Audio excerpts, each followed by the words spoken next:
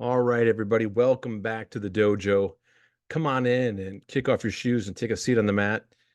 I have a special guest with me today, someone that I got to know back at the Great American Outdoor Show, actually, in PA. We have a like friend in Rendell Eric, and he had invited us both out to work the Osseo booth. And so I got to spend 4 days with this guy. And during that time, I just really got to, you know, pick his brain and listen to him talk about whitetails, hear his passion, and not only that, like really built a friendship with him. So, Ty Forbes, welcome to the dojo, man. Thanks for coming out. Thanks for having me, Matt. It's good to see your face again here Yeah. in a Zoom setting. But I'm humbled to be here, man. I've been watching all of your podcasts and the amount of knowledge that I've learned, and it's just I'm very humbled to be here, especially kind of being a new onset hunter in the industry. Yeah, you are new to it, right? How long you been hunting for? I would say I've been hunting for 5 years. The first year, I just sat in a tree stand and spectated, learned the movements of the deer, learned the terrain features, how deer moved in them, the mannerisms of the deer. I had no intentions of shooting my bow whatsoever. So really, the past 4 years, I've kind of been all in, and each year, it's just my love grows more and more. Man, so it's just so amazing that, you're 4 years into it, hunting 5 years, one, you said you were observing 4 years Yeah. of hunting, and I'm looking behind you.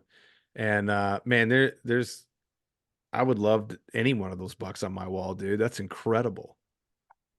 Thank you. Yeah, it's a blessing. I've learned a lot from a lot of mentors, and I've put in a lot of work, a lot of work. Yeah. And So, that's what draws me to this conversation today with you. I'll just be honest, like the old me, if I was listening to a podcast and the guy was like, "Yeah, I've been hunting for 5 years," I'd be like, "Click," and I would move on. But dude, you have a lot to bring people. I've been hunting for I don't know how long, man, 20 some years. And I'm watching your videos. And in our conversations talking with you, I learned just while we were working the booth, I learned things from you. And especially what really stood out to me was like your mindset, your dedication, the hard work that you put in. I mean, you are like whitetails 365. And honestly, in our conversations, if you talk to people, especially right now, like with so many podcasts, someone can sound like they know what they're talking about. We use the same jargon and all that kind of stuff. But when you get face to face in a conversation with someone, man, it is so quick. You can tell that they actually don't know what they're talking about. I talked with you, dude, and it was like I was talking to like this veteran. Like you really understand, what you're doing. And you also understand it's continuous learning. Like that's something you and I talked a lot about while we were together. So I think you're going to have a lot to bring to the dojo and everybody listening. So I'm honored to have you here. And one thing I want to get out of the way is because I don't sometimes I forget. So where can people find you? I'm going to ask you again at the end, but where can people find you and kind of learn more about you? sure. For the most part, I'm on Instagram. My handle is Ty Forbes Hunting, and then you can also find me on YouTube. I have a YouTube channel which is Tall Pines Media. Yeah, which is awesome. Like, it's so funny. You were showing me some stuff that you had put together, and I'm like, dude, what are you using to editing this? And you're like, oh, I put this on my phone. And I'm like, what? Like, this is incredible. So the stuff you put out, it looks really amazing. And the storyline about the bucks that you've taken is incredible. It draws you right in, and there's a lot to learn in those videos. So I really after you listen to this podcast, go check out, your YouTube stuff and find you on Instagram. It's awesome, dude. It's really awesome. Thanks, man. I really just try to take a raw and authentic approach to everything. I don't have this crazy film gear. I don't have this crazy editing software. I don't take 5, 10, 15 shots of talking. I mean, and you can see it in a lot of my videos. You'll rewind and be like, "What the heck did he just say?" Because I completely butchered what I wanted to say. But I think just being the real me and being authentic and really just trying to capture the journey, I think, is really what has kind of helped me with just relationships in this industry and just being myself. So I really want to hone in on that and not really steer away from the real me, you know? Yeah, and you have one hell of a journey, man. I want everybody to go and listen to the Big Buck Theory podcast, and that's with you said Isaac Young. Yes, Isaac Yeah, Young. and in that podcast, you lay out this story regarding your dad and just kind of like, which I think also brought you into hunting. And I don't want to take away from his podcast because that was a you just recorded that a few weeks ago. And so I would really, if you guys want to be inspired, go and listen to that podcast because you're going to find out stuff about Ty that is really incredible, and it's going to motivate you to like get out there. In fact, I think if you have a son, uh, it's going to motivate you to go out there and be like an amazing dad. And yeah, so Yeah. please go listen to that podcast. So diving into this, man, I really I want to break down. Maybe you can tell people really quick where you're from and kind of what kind of terrain and stuff like that that you're hunting. Yeah, sure. So I'm about 30 minutes west of the city of Boston in Massachusetts. Um, you know, Again, my name's Tyler Forbes. I grew up in Massachusetts. I've always lived here. Hunting was never part of my life until later in life. I married my high school sweetheart. We have two awesome kids, my daughter Rosalina and my son Beckett. We have a dog Mace, and I'm a police sergeant in a small town outside of Boston. And yeah, man, I really just prioritize family.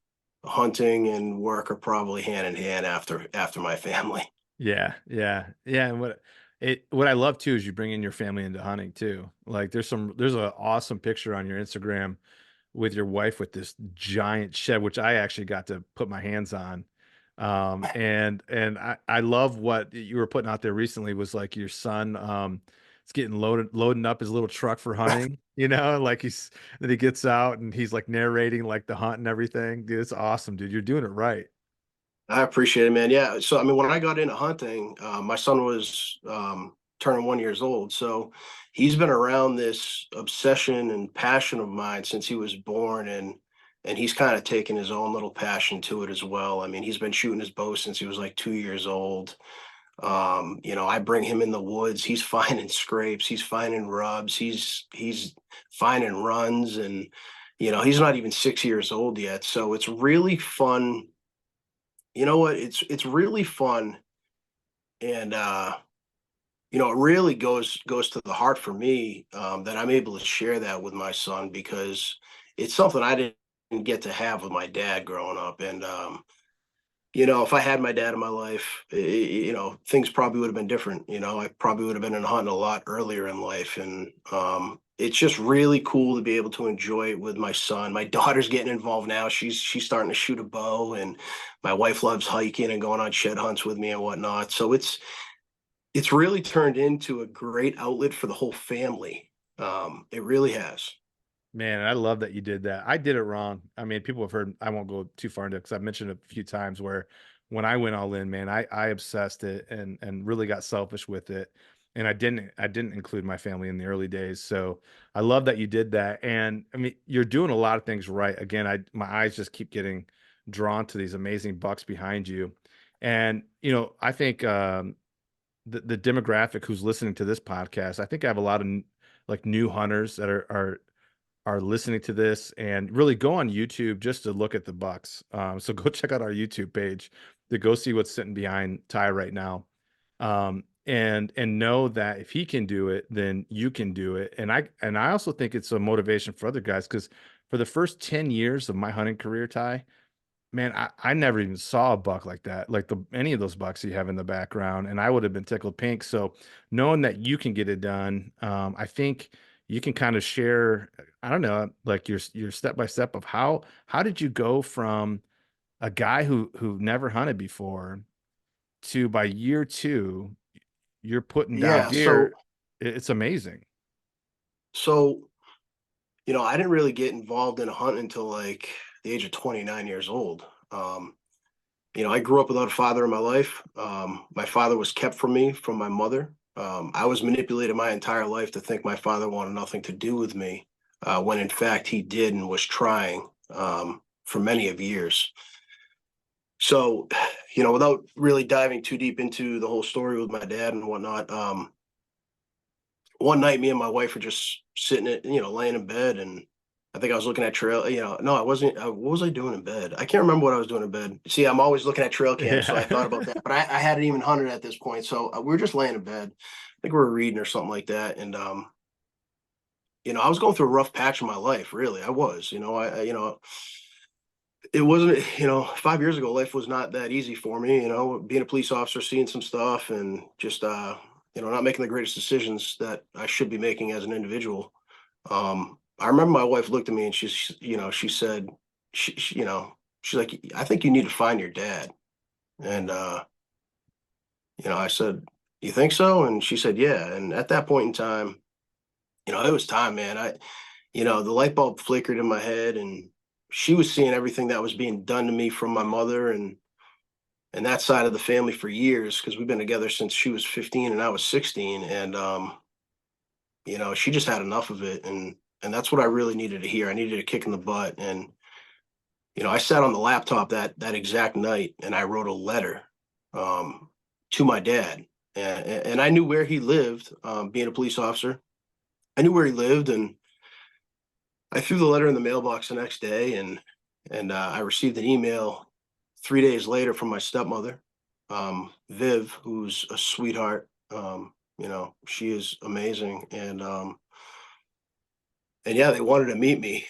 So, we ended up packing up one day, me, my wife, and my son Beckett. Rihanna was pregnant with our daughter Rosalina, and we took the trek. It was only like a 40-minute ride up to my dad's house, and it was the first time I ever met my dad. And I say it all the time, but um, for the guys that have known their dads their whole life, don't take it for granted, man. It was probably, other than getting married and having my children and getting my dog, it was one of the greatest moments of my life, to see my dad. There was a lot of tears. Um, there was a lot of unknowns. It was very nervous, but we kicked it right off, man. And I walked into his house and he had, fish mounts and deer heads and, all this stuff everywhere. And, pretty funny. I've never mentioned this, but I was told my whole life, that my father was a hunter. And I actually grew up hating hunting and hating everything to do with harvesting animals, because I knew that my dad was a hunter and I thought my dad wanted nothing to do with me. So I actually never even wanted to be a hunter. I thought it was ridiculous, and I wanted no part of it because that's all I knew. And my motivation throughout my whole life playing sports and whatnot was always to kind of try to become something so I could have my father come crawling back into my life so I could say, yeah, you wanted nothing to Right. do with me. See you later. And what an awful mindset to be manipulated to have, because that was so far from the truth. So me and my dad kicked it off, man. And I remember we were out back just sitting on the deck chatting, while my wife and Beckett were with my stepmother inside. And he had a target in his backyard, and he's like, "Hey, do you want to try shooting? Have you ever hunted before?" And I said, "No, I've never hunted before." And I knew he was an avid hunter. He was a big coon hunter. He had a coon dog, and he was just a big hunter and fisherman. And I said, "No, I've never hunted before." He goes, "Well, I'll tell you what. Let's go down there and shoot my old bow." I'm like, "All right, sounds good." It was a 2015 Bowtech Tomcat. Um, so we went out there and we were shooting, and I wasn't that great. I sucked. Obviously, I'd never shot in my life. Here I am at 29 years old, and he gave me that bow and he said, "Go home," and he gave me a target. He said, "Go home and practice." And really, my whole process in the beginning, it was my time to get in the woods with my dad. So if going in the woods with my dad, you know, it gave me the opportunity to get to know him better. It gave me the opportunity to get to spend time with my dad. So I was in the woods all the time with him, and we were fishing all the time on his boat in the ocean. And I just fell in love with it, man. And that bow, it's actually on the wall to my right. It was the bow that I shot my very first deer with, and my very first deer, which was a doe, which is on the wall. I got her mounted, and it was the bow that I shot my very first two bucks ever with. So it's pretty special. It hangs on the wall until Beckett's ready, and we're gonna try to get three generations of harvest with that bow. But that's kind of how I got into hunting, man. And then it was just, I just, man, I got an obsessive personality, and I just became obsessed with the game of chase with these whitetail, and just everything from analytics to just, man, just being out in the woods. And I just loved it so much. So it really started off as being an opportunity to be with my dad, and then it became more of that. And here we are today, dude. And Yeah. I mean, Massachusetts is a very small setting. It's all suburban hunting. Yep. Yeah. So now that you got the bug, and it's an awesome story. And again, I really think people go back and listen to the Big Buck Theory podcast, where you break down more of that story. It's really incredible. And I love that you shared it on here too, because the dojo is like a holistic approach to really development as a human being, not just as a hunter. Mhm. And so tell me about that first year. You had said something to me that you said like, yeah, I chose not to pick up my bow. Like, what was your thought process around that? Why did you decide to do that your first year?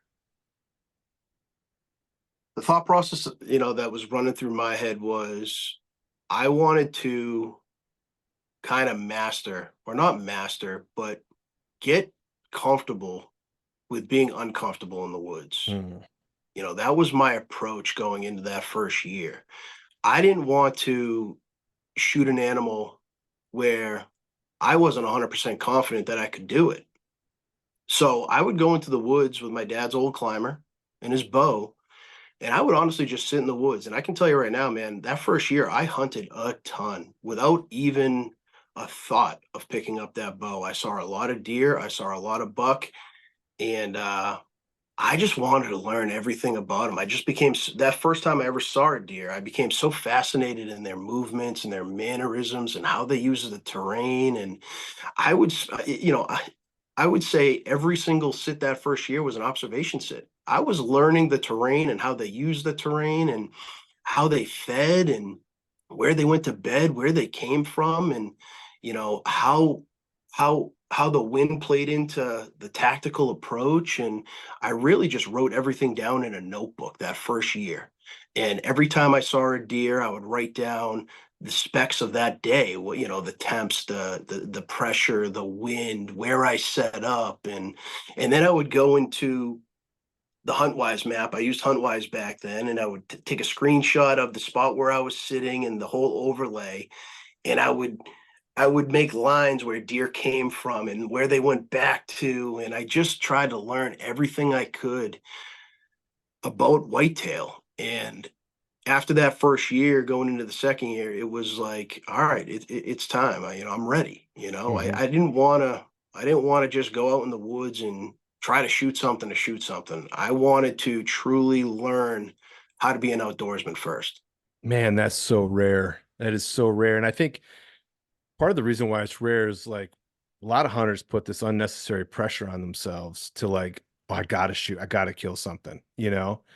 And they miss that opportunity of learning. I did that for sure for like the longest time. I always had this pressure of I had to kill now, and I wasn't actually learning. So tell me, like, how did you like? Were you listening to other material or podcasts or anything to help you come up with that approach, or did that come up naturally for you? Yeah, at that point in time, I didn't even know what a hunting podcast was. So I never listened to anything, but there were Facebook forums that I would always tune into and hear people's stories about their harvests and what they were seeing, and things along those lines. I would also revert to YouTube, and I watched Seek One a lot. Those guys were great and very similar terrain, suburban hunting, which we're doing up here in Mass. Um, I just really reverted to that, but I didn't really know where to find literature. that much. I didn't really know of podcasts, and I kind of just did a lot of the research on my own, reading up, books and magazines about like Lanny Benoit up here in the Northeast, who's a big tracking hunter, and Barry Wenzel, and Yeah.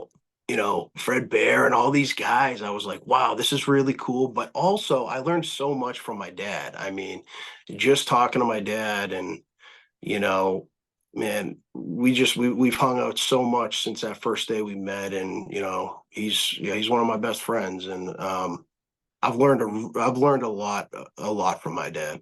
Yeah, I'm gonna keep pushing people to your YouTube, man, because there's an awesome video where you take I think you take a deer that's like the first time that your dad is it like the Yes, first time that he's able to like see you take the deer? it was the very first time that me and my dad were able to walk up to a deer together. Oh, dude, it's so awesome, man. It's so good.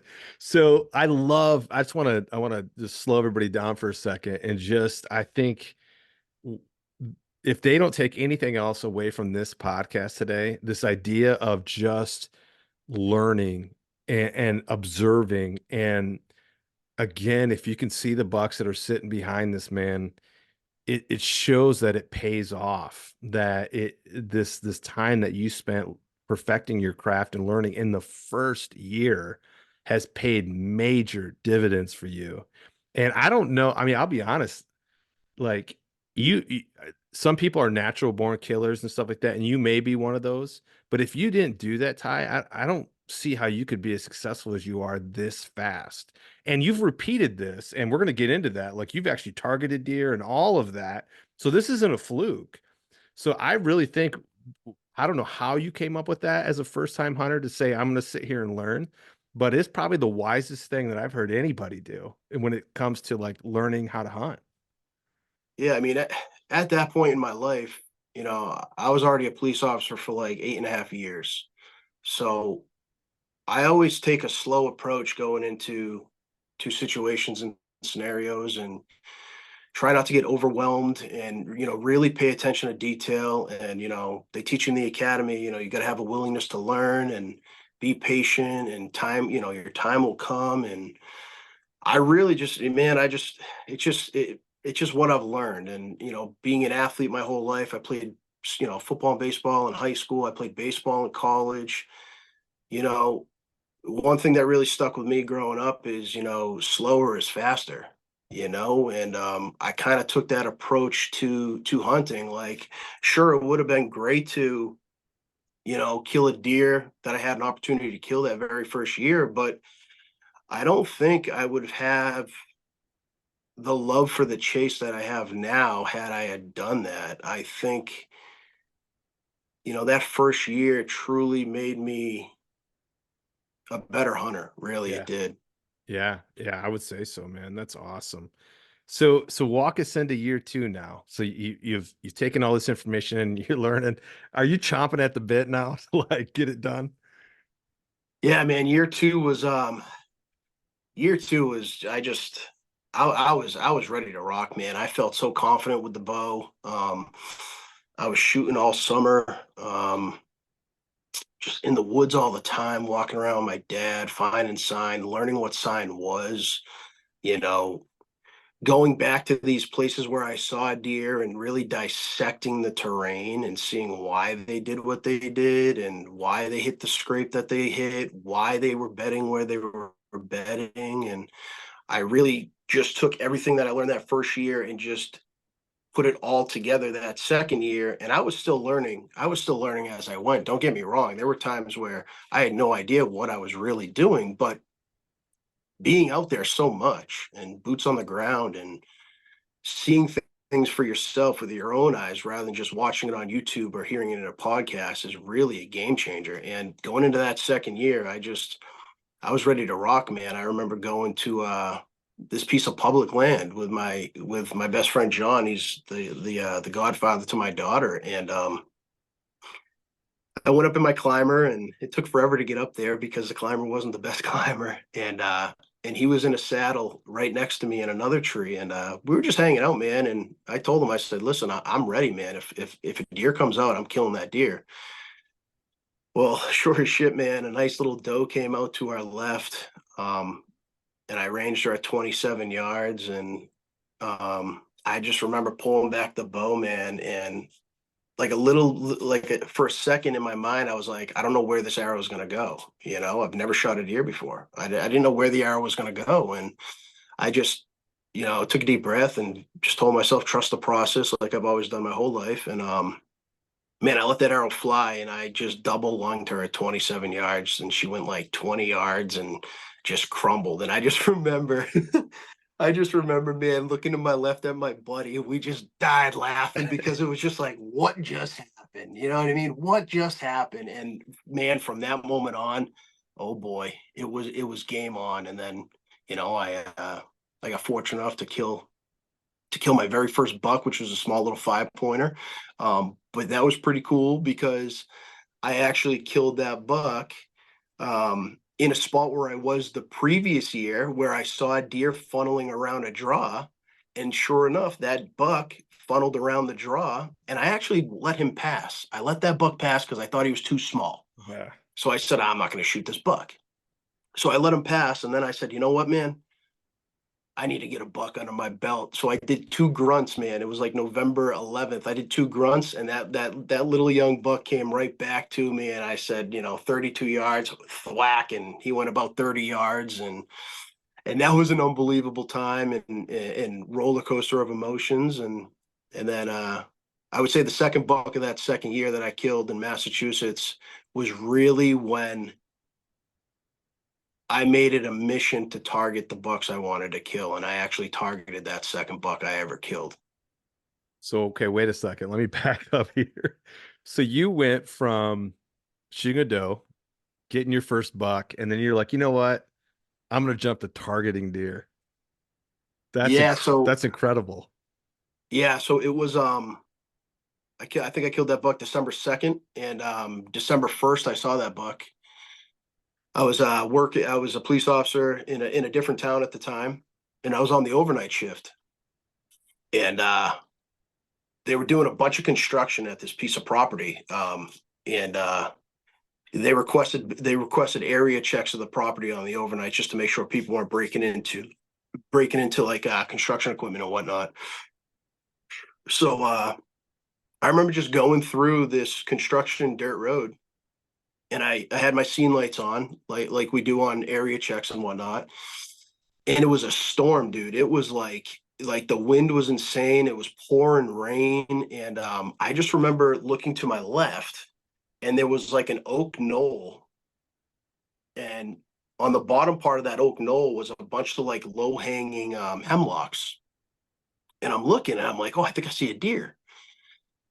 And I'm like, yep, I see a deer. So I just sat there in my car, and the deer actually got up out of his bed, and it's actually the deer right over here to my right.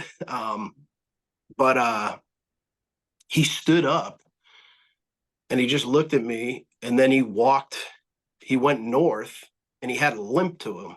And he walked north, and I knew north of where he was a little swamp. I'm like, all right, he's probably going to that swamp where he feels safe. So I carried on the night. That very next morning, man, I had a police training. I had a training in where was it? It was like Mendon or something like that. So I got out of work at 8 a.m. As I'm driving to my police training, I made like 5 calls to talk to the owner of the construction company that owned that land, that was developing that land. And I ended up getting in touch with the vice president, who was the owner's son, who such a great guy, man. And I talked to the mechanic first. He gave me the number to this guy, and I ended up calling him on my way to the training. And I said, "Hey, my name's Tyler. Tyler. At the time, it was Tyler McElman. We'll get into that at another date. But I told him my name, and I legit just did a campaign over the phone and told him I was a new hunter and asked if I could bow hunt his property. And he's like, "Yeah, man, I got no problem with that. Just park off the the dirt construction road and have that." And I said, "Do you mind if I hunt it tonight?" He's like, "Yeah, I got no problem with that at all." So I went to my training, and the training was supposed to get out at 2 o'clock in the afternoon. The the trainer actually let us leave at noontime at lunch. So at that point in time, I flew back to the station and I had all my hunting equipment in my car already. So when I got back to the station, I got out of my cruiser, got in my car. It was like a 2 minute drive up the road. Um, I got geared up, man. I went out with my climber to basically where I saw him bedded and where I saw him going to that swamp. I set up right in the middle where I saw all the leaves turned up from the acorns. I got in my stand. I was set by like 225, and the wind was absolutely perfect. It was a north wind. So the last area I saw him going to was a swamp, which was north. It was a north wind. Wind was blowing south. I'm like, this is mint. I remember getting in the stand, and construction was just going. You could hear the trucks, you could hear the heavy equipment. I'm like, man, there are going to be no deer coming out here at all. This is insane. Well, 4 o'clock rolls around, and man, it was like a bell. 4 o'clock rolled around, all the equipment shut off. It got super quiet, and then you just see the convoy of construction workers going down the dirt road to leave. 4:25, dude.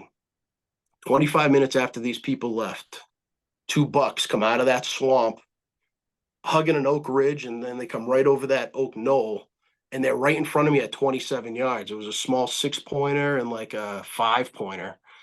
And I'm watching them, and I actually have video footage of this with my cell phone.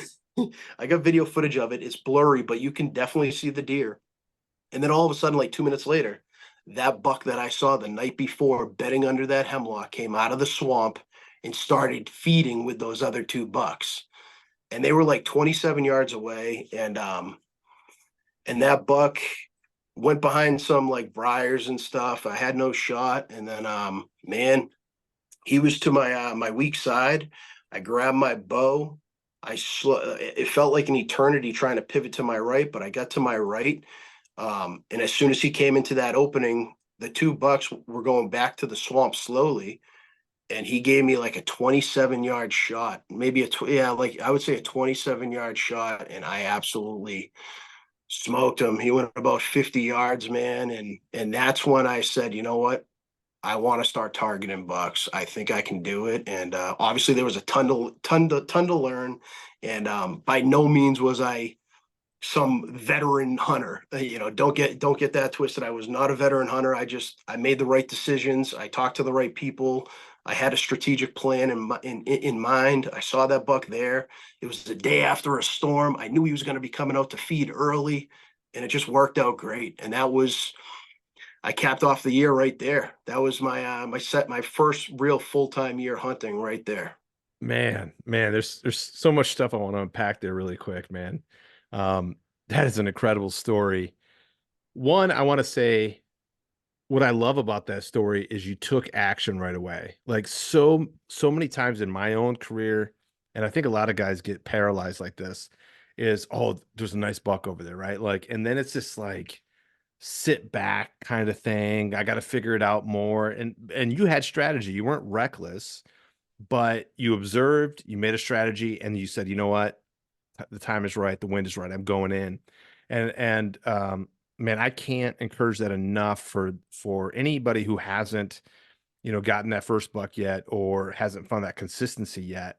Like start getting that aggression, that tactical aggression, and make your moves and get in there and do it. Action will result in more results than inaction, most of the time. Sometimes inaction is the right call, but man, it seems like we lean on inaction too often. The other thing I want to talk about, those two bucks that came out first. Did you have a shot on those at any point in time? I did. Okay, so again, here you are. It's one thing to say, "Hey, I see that buck over there. That's the buck I want to go for." And it's another thing then to be tested with other bucks that are coming out. Now, mind you, you've only at this point in time, you've killed what you call a small 5 point, right? Correct. And so now you got these other bucks. A lot of guys are going to be like, "Man, I'm shooting at those other bucks." And actually, I want to say this: there's nothing wrong with that because I do think killing helps you kill. And so if you would have shot those bucks, I actually think that would have been the right call. But here's the point I want to make, I want to put out for other guys who maybe have killed, plenty of deer, is making that decision that this is the caliber that I'm going for. This is the deer that I want, and then sticking to that. That is the hardest thing. It was a really hard thing for me to do, and it's a really hard thing for a lot of people to do, because you can kind of get comfortable killing like a certain level, and to get to that next level, it takes sacrifice. It takes saying, nope, I'm done with this. You got there incredibly fast, but it doesn't matter. You did, and then you stuck to your plan, and look what it resulted in, an amazing buck that you took down. I'm gonna go I back. just Go ahead. I I remember I just remember texting with my dad throughout that day too, and I just remember my dad saying, like, man, he's not going far. If he's in that little pocket, man, he's gonna come out to feed. He's gonna come out when he's comfortable. They're gonna come out early tonight. The storm just passed through. Just stick it out. And in my head, I didn't want to shoot another 5 pointer. I wanted to shoot something bigger. And you're right. There's absolutely nothing wrong with any caliber of deer that is shot by any type of hunter, and I'll never shame anyone for shooting a deer. If it makes you happy, go for it. Um, but at that point in time, I just, again, man, slow is fast. I Yeah. I just I took my time, and I kind of I set that plan up strictly for the hopes of that buck still being in that pocket. Hey. And I can't say enough about the owner even giving me permission to hunt there. I'm big on getting private permission. I feel more comfortable hunting on private land when I have permission. And I can't thank those guys enough, because that same property is where I killed this deer the next year. Oh my gosh. Before we get Two years after that, I killed this buck right here okay, in before that same property. before we get into him, because that's an incredible, incredible story with, again, an amazing video to go along with it. I want to go back even further. Right in the beginning of this, you said something about like, hey, you can listen to podcasts and all that, but I got out there and you got your feet on the ground and you went out and you were testing this stuff. You didn't say it quite like that, but right in the beginning, you were like, you can listen to this stuff, but you got to go out and test it out.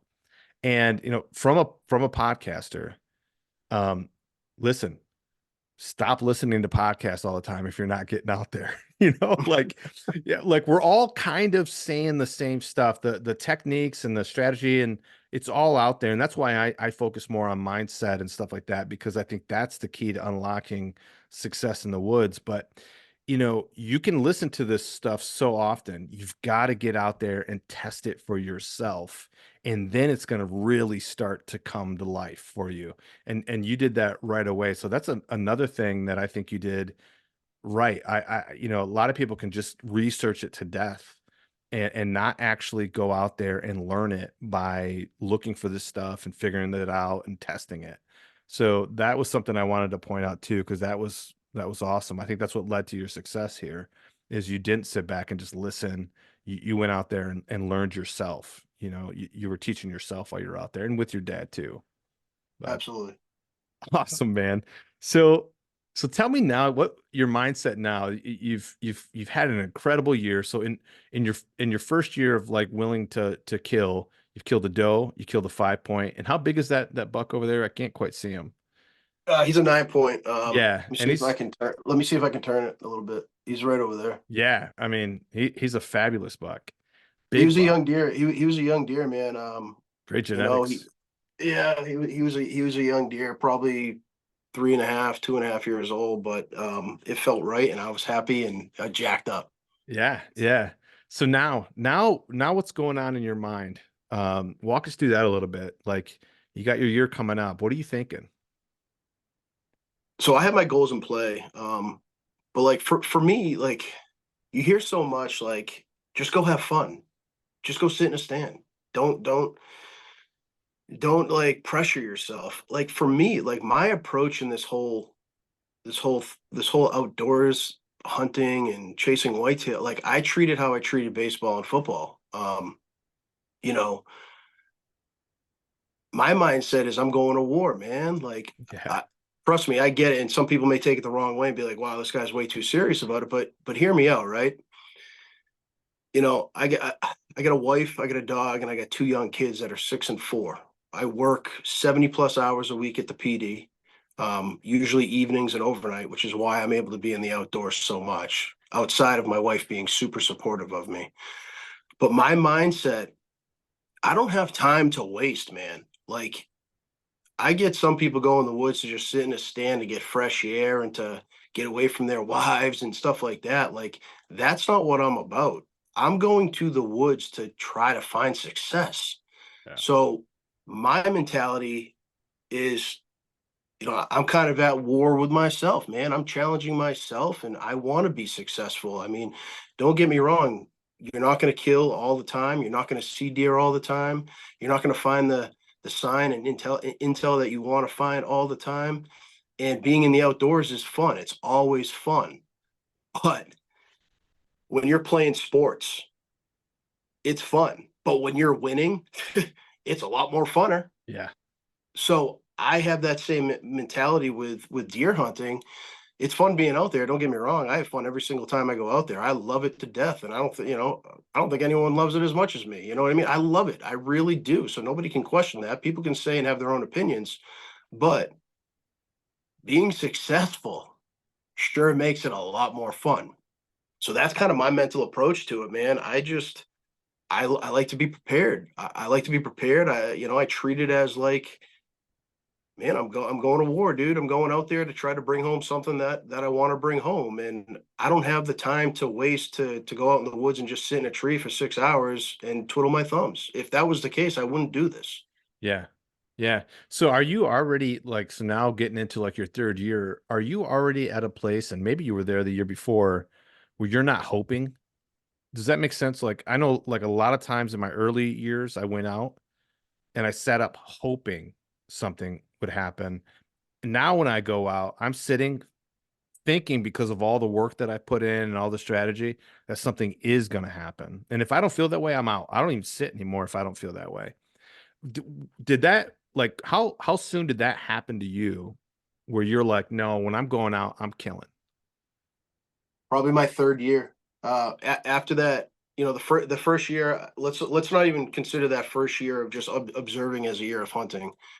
My first year of hunting is when I killed the doe and the 2 bucks. My second year of hunting, man, I was all in, and I had target bucks, and I had an opportunity at a target buck. Again, you can go to my YouTube channel and look at the video of Mr. Boss. Probably the biggest deer that I've ever had an opportunity to kill, and I had him at 22 yards. I thought he was at 32 yards. I had him at 32 yards.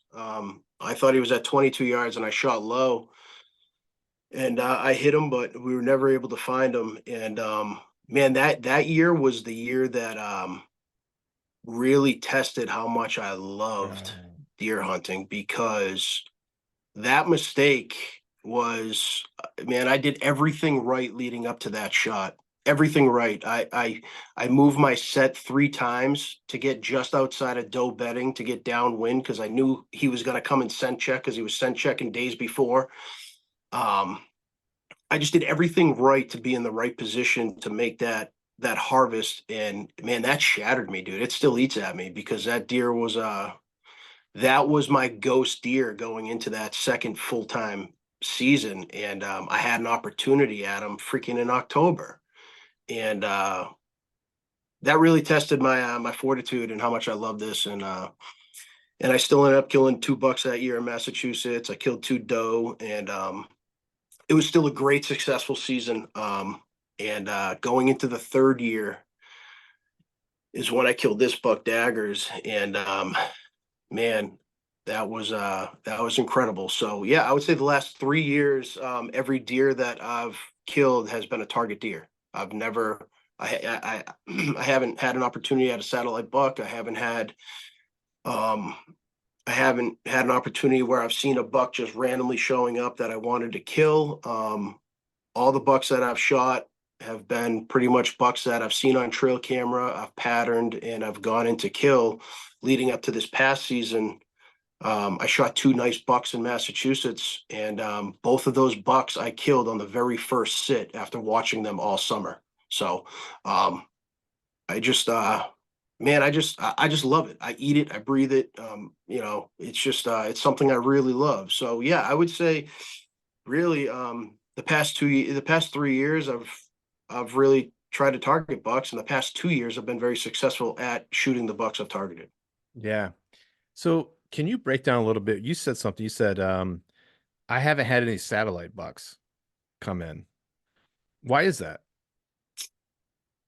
Well, this past um trying to think. So 2 years ago when I shot daggers, I killed daggers. Man, I've had all my success early season the past 2 years. I shot daggers October 7th.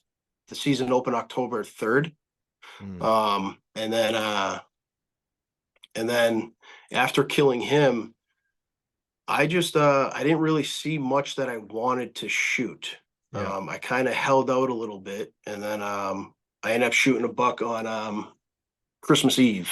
A buck I named Elusive. I kept missing him, man. He just would come out like 20 minutes after I get out of my set, and he would always hit this scrape coming out of bedding. But I knew if I pushed too close to bedding, I was gonna bump him. It was just a really tough terrain to hunt. But I was probably just being stubborn, man. I wanted to kill that buck because he kept freaking skimming me, man. And I just got lucky on Christmas Eve. He came out 15 minutes too early, and I was able to kill him. And then this season, man, I wouldn't say I got lucky. I No. mean, luck plays a little bit of the part, but this buck right here, um, over there, Jeez. he was a 12 pointer. I actually found this small pocket that was super, super dense and just had a bunch of high stem count. And I ended up getting permission from two residents that abutted the property. And I ended up, man, I threw a couple trail cameras out there, and I located that buck last year in May, right after turkey season, and found a bunch of sign and found some beds. And I was like, oh, you know what? This may be a good spot. I'm gonna throw some cameras out and put a mock scrape in and see what happens. And I think May I think May 15th or May 14th was the first time I got a trail cam picture of that buck. And man, I just patterned him all summer, and I ended up killing him October, what was it, October 4th this year? I killed Yeah. him right away, man. My very first sit. Very first sit I killed him. So are you not seeing the satellite bucks because you're that close to their beds? Are you hunting really close to bedding? Yeah, so my goal is I put all my work in like January and February.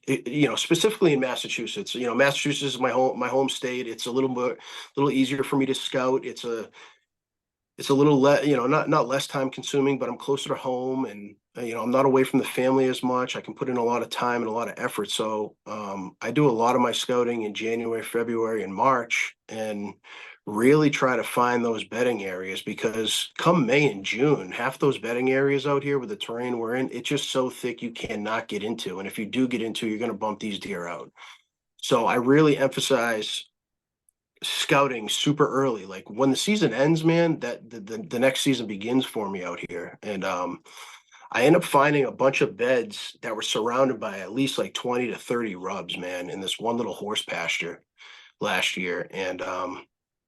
And that's where this buck was.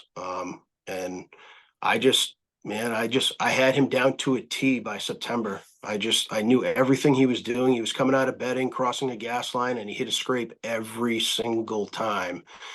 And it's funny too, because I always thought when he came out of bedding, he was coming directly over the gas line into the scrape. And like 2 days before opening day, he like he made a mistake, because he kind of had I thought I had his number. Little did I know, he kind of made a mistake, because that one day, it was like 3 or 4 days before the opener, he actually came from the west. And I'm like, why did he come from the west, man? Like that's where those houses are. Like there's no way he's betting on those houses. And that was my entry and my exit. So I remember I got out of work and I waited until it was like midday and it was a rainy day. So I ran in there and all I did, man, I left my cell camera on the same tree. All I did was I turned it to Uh, face west because I knew I was missing something because why the heck did he come from that way? Like, is he coming from the north? Is he coming from the south? I thought he was coming from the south. So that very next day in the evening, man, I was right. He was coming over the gas line. But what he was doing was when he came over the gas line, he was hooking to the foundations of the houses and coming down the woodrow. mhm. And then he was coming to the scrape. So I actually had to move my set because the wind I was going to play was actually, I would have been busted before I even had an opportunity. So I ended up moving my set to get downwind of that route that he was taking. And I waited to the perfect wind. And man, I went in there and he came out and I almost messed it up. I almost messed it up, but I ended up shooting him while he was hitting that scrape, and he was just stretched out, and I double lunged him. Oh man. So what I hear you saying over and over again too, all the way from year one, which we'll call the scouting year pre-hunting, to that buck there is why. Like you're constantly looking for the why on why a buck is doing what it's doing, and you're constantly learning, you know. And I think again, I was trying to like throw some teaching in here. I think a lot of times in the early days for me, I would just get excited. Like, oh, I see, like, oh, he's moved now, he's over here, but I wouldn't ask why. Okay, I know where he's at. Good, that's good enough. And it wasn't. Like it's really needing to know, okay, well, wait a second. He's shifted or he's not doing what I think he's doing. Why is it? And then going in, and I loved like the little experiment you did where like, hey, I'm gonna go in now. It's raining. I'm shifting this camera and see if that does anything. And it's constantly being proactive. You're not just sitting back being reactive off your cameras. I mean, that's a really proactive move. Like I'm gonna go, I see this, I'm moving something. I'm gonna figure this out. Yeah, because the funny thing is, so where this rundown horse pasture was, it was just overgrown. It's not a horse pasture anymore. It's all run down, and there was like a 15-foot wide open like entry and exit into bedding where a fence used to be. So I had a trail camera on that opening coming out of bedding. And the day he came from the west, I saw him come out of bedding. So I knew he came out of the bedding, but why the heck is he coming from the west? I figured he came out of bedding and just came straight over. So I was able to put the pieces together, and that's when I said I got to figure out where he's coming, and that's ultimately what he was doing. And if I did not do that, I wouldn't have killed him. He would have winded me because I had the wind wrong. I Yeah. thought I had it right, but I had the wind actually wrong. Yeah, yeah. That happened to me a couple years ago, and it took me the next year to kill the deer because he actually busted me. I had the win wrong and had him wrong, like just by a little bit. It really does Right. matter. Yeah, I mean, and it really all it takes is 15, 20 yards, and you're done. yeah, yeah. Exactly right. So, man, we're here. We're already at like an hour. Oh And wow. yeah, I know. And there's so much to like. There's more to unpack here as far as tactics go and stuff like that. I'm wondering if you could just spend like just a couple minutes really quick because so you're hunting suburban area, and for people who are in similar situations, they're like, yeah, great, cool, I love what I'm listening to. And I think the temptation maybe for like a big woods hunter or an ag hunter is to go, okay, well, that doesn't pertain to me. It's a different situation. And I do think there's some differences there. But what I'm hearing you talk about sounds exactly like what I'm looking for when I'm out in the woods. You keep saying the word pocket. You're like, I'm looking for this pocket and I'm looking for where, it's got a high stem count, it's brushy. I hear you talking about like funnels, like it's these things are moving the deer a certain direction. And those are the exact same things that I look for in the woods. I'm looking for that pocket. And I think anybody who's out there successful out there, yeah, I don't want to like oversimplify and say that we're hunting the exact same situation, but when it comes down to the micro, I think we're looking for the same things. That's pretty Yeah, I awesome. mean, so for me, like to kill daggers, it took me 3 years. And actually, the first time I ever saw daggers, he was crossing that construction road when I was recovering that second buck ever killed. So that's when the obsession for daggers came into play, and it took me 3 years to end up killing him. And I had to get 17 pieces of property permission to kill him. And going into that third year, I had him on camera so much, but it was really after dark and whatnot. And I said, I kept saying to myself, in this suburban setting, there's small pockets. So we're talking, anywhere from 5 acres to 20 acres, and then small roadways. It's easy for these deer to cross and whatnot. One pocket may be where they're bedding, but they may be feeding on another pocket.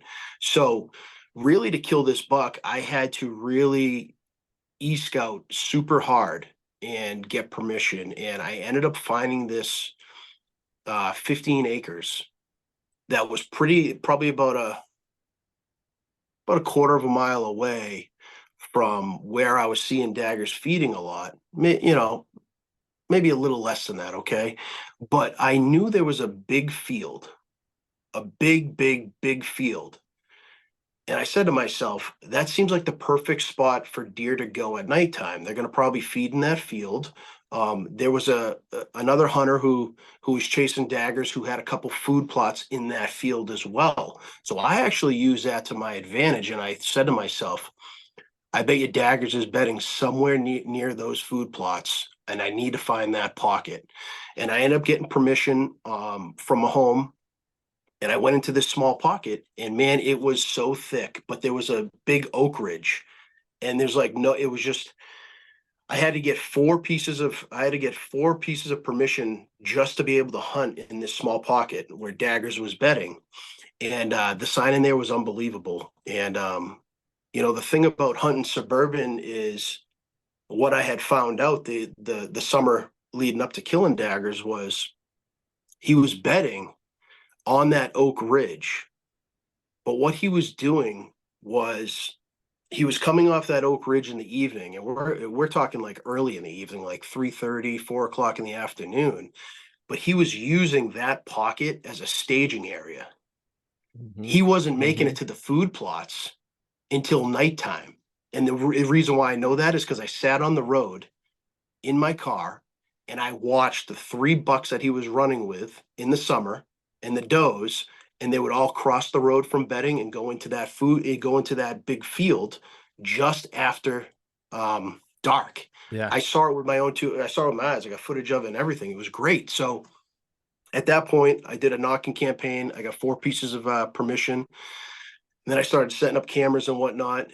And what I really found out was, you know, I love to hunt bedding, specifically the staging area just outside the buffer zone of bedding, because where I am in a suburban setting, if I was sitting food, I'm never going to get a chance at that buck. I may get a chance early morning when he's going back to bedding, but there was a reason why that buck was 5.5 years old when I killed him. He was untouchable because he was staying in a piece of property in a pocket where he felt safe. Nobody was in there because nobody was asking for permission. It was impossible to sneak in there. So I've really used the story with daggers to my advantage, especially with the 2 bucks I just killed this year. I just like to get about 85 yards outside of bedding. If I can find a primary bedding area where I know there's bucks, I'm getting right out of that buffer zone where I can kind of sneak in there on a perfect wind and use it to my advantage, because they're probably where they're bedding is most likely where they're bedding is probably not where their primary feeding is. They're probably going to another pocket to feed, but they will stage there. They'll nibble and browse and things like that. So that's So how I was able to kill him. that strategy right there is a high pressure public land strategy. You know what I mean? Like, so there is like some real similarities here. Like that is, if somebody asked me, advice on public land, high pressure public land hunting, that would be the advice I'd give them. I would tell them the same thing. I'd say, the deer, that buck, those mature bucks aren't hitting that ag by the time that while there's light. It's not going to happen. And so the strategy that you employed there and have employed since then is the same strategy we have to, like the public land hunters have to employ when we're out there too. It's just I love that these things actually, man, the recipe is so similar. You know what I mean? The recipe for success here is so similar, all the way from the mindset, the hard work, the dedication, the strategy, all the way to this point of like, he's not hitting that. He's sitting back here and he's going to nibble on this stuff and then move in. Gosh, that's awesome, dude. Yeah, and it's just taking in everything that you know. I mean, use all the knowledge you have of the area you're hunting to your advantage. I knew there were food plots there. I knew Hmm. it because the individual was gloating about it. So I knew the food plots were there, but I knew those deer weren't going to bed right there. Yeah. They wanted security. So I went to scouting and I found the pocket that had the most security for those deer, and it worked out. Awesome. Awesome. So I don't want to keep you all night. You've had a long day, but I also want to give you a chance to speak on anything that you really were hoping to speak on if we missed it, or if there's any like there's some advice that you want to leave somebody with. Don't feel any pressure there if you think we've covered everything, but I want to give you the mic and give you a chance to say whatever you want to say. I mean, I think for me, it's just never get discouraged and never really take the negative from people to heart because, like we said earlier, jealousy breeds resentment. And, with success in anything you do, whether you're an athlete, whether you're good at your job, or, you're a great father, there's always going to be somebody that may not be as good as you that's going to be jealous because of that. So, really just, have thick skin and don't be afraid to ask people for help. I mean, I've had a lot of mentors in my shortcomings, and I've learned a lot from a lot of people, and I've never been shy to reach out to those individuals. So I think just do it for you. Do it for you first, and just don't rush into stuff. Take time, fast. Slow is fast, and I think really that's probably the biggest piece of advice I can give. But I just wanted to say too, like your supporting cast is probably for me, my supporting cast is the most important thing to my success. Like, yeah, I can sit here and say I'm in the woods all the time. I can say, I'm making good decisions and finding deer and studying all the time and looking at analytics all the time. But if it wasn't for my wife, it wasn't for my kids and their patience with the passion and love that I have for being an outdoorsman, specifically chasing whitetail, there would be no success. I can promise you that. And I know there's a lot of people that say, oh yeah, my wife hates that I hunt, or that I feel bad for those people because um, I don't know what I'd do if I didn't have hunting in my life right now. And it's kind of cliche because I didn't have hunting for 28 years of my life because I was kept from it, so to speak. And to have the support from my wife, who's not a big outdoorsman and not a hunter, and but she loves it just as much as me, and she's along for the journey, and so are my kids. So your supporting cast is huge. So I just wanted to give a plug to my wife. I mean, I love her to death, and I wouldn't be able to do it without her. And dude, that's what I love about you, man. Like you sincerely, I'm not just blowing smoke here. You're sincerely one of like just the most genuine people that I know that we've known each other for a short period of time, but all of my interactions have been this way with you. I've got a really good radar for that. And I can and say the same for you, man. I can say the same for you. appreciate that. And the fact that, man, I love watching your life unfold that you share with us on Instagram. It's like working out together with your wife, like you're out there with your kids, playing with them. Like you said, you're working 70 hours a week. You've got a really stressful job. Um, no excuses with you. You put in the work in Uh, all the areas of your life, and it's creating balance and a blessing for you. And man, that's what I hope for anybody listening to this is that they realize that it's not just hunting. that we're doing here. It's about developing as a human being all the way around, father, son, husband and hunter. And you're really doing it right now, man. I just really applaud you for that. I appreciate it. Thank you very much. Yeah, brother. So I one more. just love it, dude. Yeah, you I do, love man. it. I love I just love it, man. I love it, man.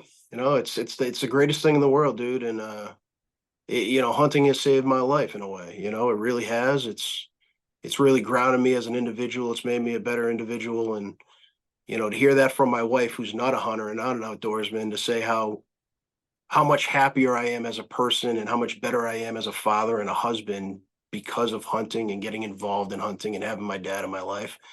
I mean, dude, that's the greatest thing I can hear. You know what I mean? Oh yeah, dude. That's awesome, dude.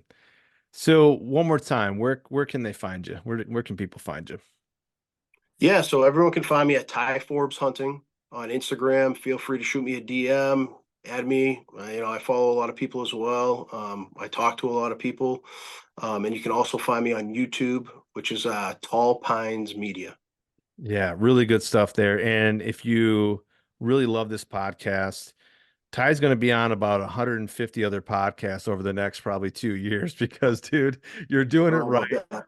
You're doing it right, and people are going to want to hear more of these stories and hear more of your tactics. And I got a feeling that yeah, we're going to be seeing a lot of success coming from you, man. It's hard work, and you've earned it. And dude, you're good at what you do, man. You're dedicated and you're good at what you do, and it's gonna just keep shining for you, man. I'm so excited to be your friend and to be able to watch your journey kind of unfold here, man. Thanks, brother. Life's too short to waste it, right? Man, isn't that the truth? Let's end on that. Life's too short to waste it. It is. Yeah. So, all right, everybody. Man, want to thank Ty again for coming out to the dojo. I want to thank you guys for coming out today and taking a seat on the mat. We're going to be back next Thursday with another whitetail master. And yeah, we look forward to it. Take care.